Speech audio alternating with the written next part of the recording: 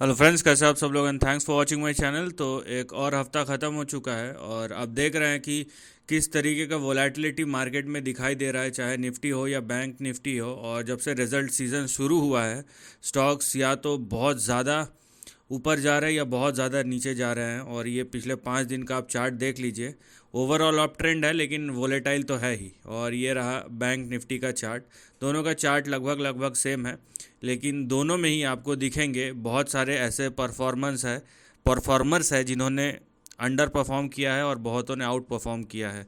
तो इतना वोलेटाइल जब मूवमेंट हो तो वहाँ पे थोड़ा सा पॉज लेके हमें देखना चाहिए कि स्ट्रक्चर का फॉर्मेशन किस तरीके से हो रहा है, ताकि हमको समझ में आए कि ट्रेंड यहाँ पे जो है वो क्या इंडिकेट करना चाहता है। क्या होगा वो तो प्राइस ही बताएगा, लेकिन कैसा दिखाई दे रहा है वो तो हम देख ही सकते हैं।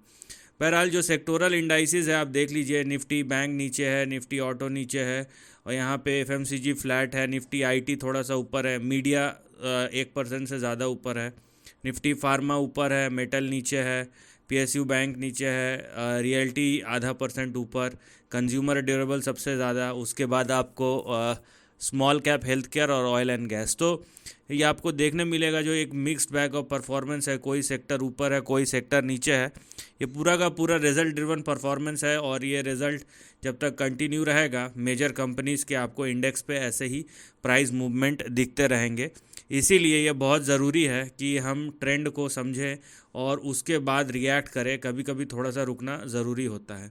तो इससे पहले कि हम चार्ट की तरफ जाए, यहाँ पे आप देख सकते हैं कि प्राइस क्या है और इस बेस पे ऑप्शन जो चेन है वो क्या इंडिकेट कर रहा है। तो निफ्टी यहाँ पे 22,400 के आसपास क्लोज़ हुआ है। तो जहाँ पे हम निफ्टी का परफॉर्मेंस देखेंगे, देखिए 22,419 के आसपास। तो यहाँ पे जो आपका डेटा बिल्डअप होते हुए दिखेगा, 22,500 पे सबसे बड़ा हुआ, ये 22,500, 22,550, 22,600। तो यहाँ पे 22,500 के ऊपर बहुत ज़्यादा बिल्डअप है ओ आई पे, और हर 50 पॉइंट पे यहाँ पे आपको बिल्डअप, सॉरी, हर 500 पॉइंट के बाद आपको अच्छा खासा बिल्डअप दिखाई देगा। वहीं आप देख रहे हैं 24,400 पे सबसे बड़ा पुट में ओ आई है, फिर 24,300, 24,000 यहाँ पे 200, फिर यहाँ पे, सॉरी, 22,400, 300, 200 यहाँ पे, और 22,000 पे आपको दिखेगा।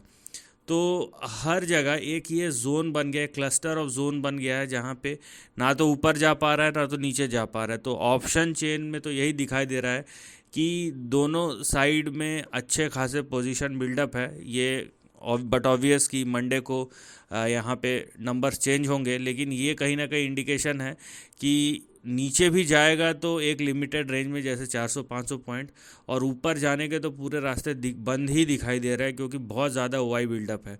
तो कहीं ना कहीं एक नैरो जोन क्रिएट हो रहा है निफ्टी में, और निफ्टी एक रेंज में चलता हुआ दिखाई दे रहा है। वहीं बैंक निफ्टी जो है 48,200 का यहाँ पे आपको देखने मिलेगा क्लोज, और यहाँ पे आपको देखिए 48,400, 48,500, 48,600, अच्छा खासा वाई बिल्डअप है 300 पॉइंट के हर एक 100 पॉइंट में। और नीचे आपको देखने मिलेगा 48,200, फिर 48,000। तो कहीं ना कहीं 48,000 से 48,500, 600 के बीच में अच्छा खासा यहाँ पे जोन बना हुआ है। तो चाहे आप निफ्टी देखें चाहे आप बैंक निफ्टी देखें, आपको यही दिखाई दे रहा है कि जो मूवमेंट यहाँ पे इंडिकेट कर रहा है, जो ऑप्शन चेन है, वो ये कर रहा है कि एक नैरो रेंज में ही घूम सकता है प्राइस, ना ऊपर जाएगा ना नीचे जाएगा, और उसके बाद अगर कोई बड़ा कुछ होता है तो वो बात की बात है।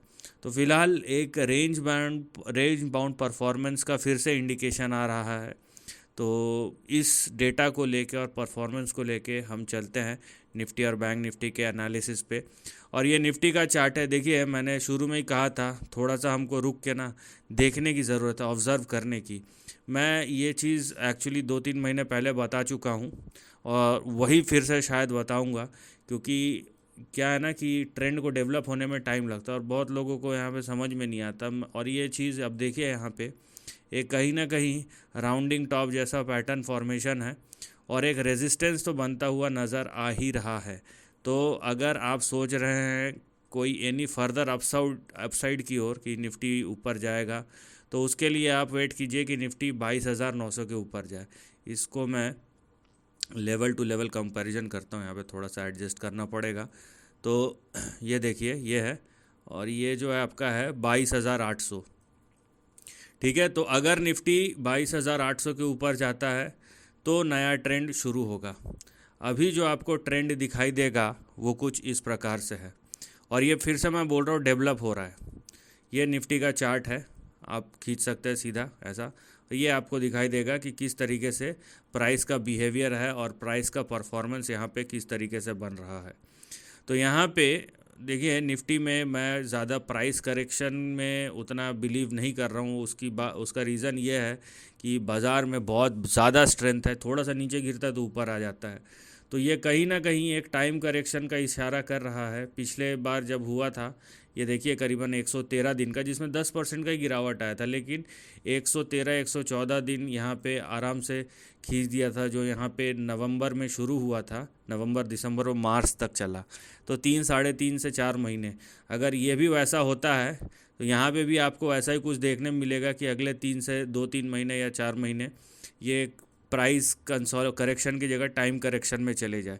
इसका एक बहुत ज़्यादा प्रोबेबिलिटी यहाँ पे दिख रहा है। तो मैं इसीलिए बोल रहा हूँ कि बाज़ार जो है आपको वो चीज़ नहीं देगा जो आप खोजने की कोशिश कर रहे हैं। नो डाउट अगर आपका स्टॉक सिलेक्शन अच्छा है तो आपको इंडिविजुअल स्टॉक में मिल सकता है, लेकिन ओवरऑल बाज़ार का जो परफॉर्मेंस है और जिस तरीके का यहाँ पे ट्रेंड से इंडिकेशन मिल रहा है, वो तो साफ साफ यही कहता है कि बाज़ार में अभी आपको थोड़ा रुकना पड़ेगा। और थोड़े से मतलब कुछ दिन नहीं, कुछ हफ्ते नहीं, मैं कुछ महीनों की बात कर रहा हूँ, जो कि और या अनलेस यहाँ पे देखिए निफ्टी इन दोनों लाइंस को क्रॉस कर जाए। अगर ऐसा होता है तब तो दूसरी बात है, और अगर ऐसा नहीं होता है तो यहाँ पे जहाँ है वहाँ से वो फिर से टाइम या प्राइस करेक्शन दोनों में से कुछ एक होगा, उसका बहुत ज़्यादा बड़ा इंडिकेशन है। वही हम निफ्टी बैंक की तरफ चलते हैं। इसीलिए क्या है ना कि हर तरीके से हमको देखना पड़ता है या देखना चाहिए भी, क्योंकि हमारा व्यू जो है ना वो बदलते रहता है, और हमारा व्यू जो है खुद से बदलना नहीं चाहिए, प्राइस के हिसाब से बदलना चाहिए कि obviously market is supreme, not you not me. तो यहाँ पे आप देखिए ये बैंक निफ्टी का ट्रेंड है। नो डाउट बैंक निफ्टी ऊपर जा रहा है, लेकिन बैंक निफ्टी को अगर ऊपर कंटिन्यू करना है तो उसको चाहिए सस्टेनेबिलिटी इस लेवल के ऊपर, जो है 48,712 या 48,720। तब तक ये यहाँ पे एक पोटेंशियल रेंज है। देखिए निफ्टी का रेंज ना बैंक निफ्टी से ज़्यादा क्लियर है। वहाँ पे आपको दिखाई देगा एक सिंक दिखाई देगा, एक सिंक्रोनिसिटी दिखाई देगा, समन्वय आपको दिखाई देगा, लेकिन ये चीज़ आपको बैंक निफ्टी के चार्ट में नहीं दिखाई देता है। लेकिन फंडा वही है कि बैंक निफ्टी को अगर आपको अपसाइड देखना है तो इस लाइन के पार जाना चाहिए। तो ये लाइन जब मैं बोलता हूँ तो मैं इस लेवल की बात कर रहा हूँ, 50,313 यहाँ तक जा सकता है, लेकिन इस लाइन को क्रॉस करना है। अगर तो ऐसा नहीं होता है तो यहाँ पे अभी भी प्रोबेबिलिटी बना हुआ है कि ये 41,000 से लेके यहाँ पे देखिए 43,000 के लेवल तक जाए। ये अभी भी प्रोबेबिलिटी बना हुआ है और इसमें कोई दो राय वाली बात नहीं है।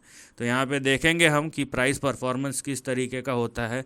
इसीलिए क्योंकि देखिए रिज़ल्ट सीज़न में बहुत ज़्यादा इंटरेस्ट रहता है लोगों को कि ओवरऑल नंबर कैसे निकल के आएंगे, लेकिन जैसे रिज़ल्ट सीज़न ख़त्म होता है कुछ दिनों के लिए, कुछ समय के लिए, जब तक कोई नया ट्रिगर पॉइंट नहीं होता है और बाज़ार को अगर ऐसा कुछ नहीं मिला तो वो रिएक्ट करेगा या तो ऊपर की तरफ या नीचे की तरफ।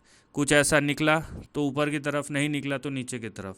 क्योंकि हम एक शॉर्ट टर्म ट्रेंड की बात कर रहे हैं, तो शॉर्ट टर्म ट्रेंड में जाहिर सी बात है बहुत सारे फैक्टर्स प्ले इन होते हैं। कभी कभी कोई फैक्टर के बिना ही बाज़ार रिएक्ट करता है।